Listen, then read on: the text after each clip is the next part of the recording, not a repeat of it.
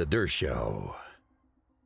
I'm not a big believer in the New York Times, certainly not in its front page, which is now totally confusable with the editorial page. You can't tell when you read the front page whether you're reading news or the editorial page, because it has what's called news analysis.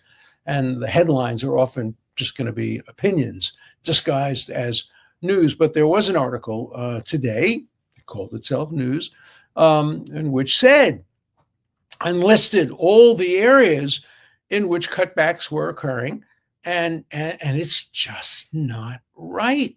It's just not right. You know, those of you who've watched me on this show, that I have not been as critical of some of the Trump policies as some of my liberal Democrat friends have been.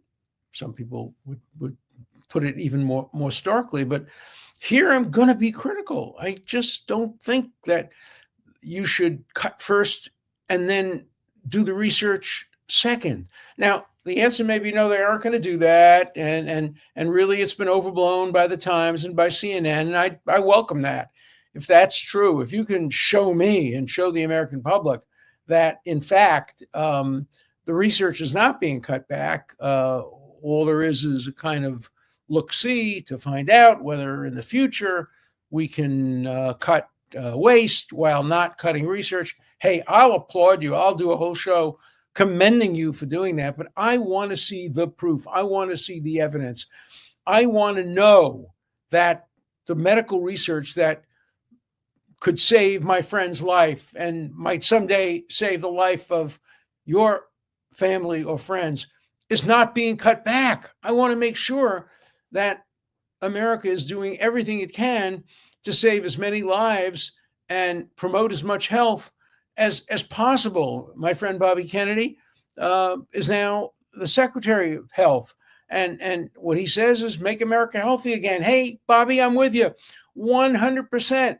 Make America healthy again, but don't cut back on research. I'm not saying you have. I don't think you have. I think, in fact, you have been one of those people who's pushed very hard to hold Big Pharma accountable and to make sure that profits don't go before health. And I commend you for it.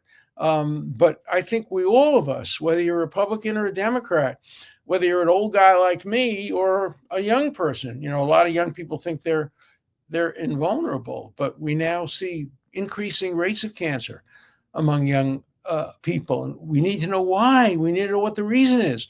We didn't know why there are measles outbreaks in Texas. We need to know why the flu season has gotten worse this year.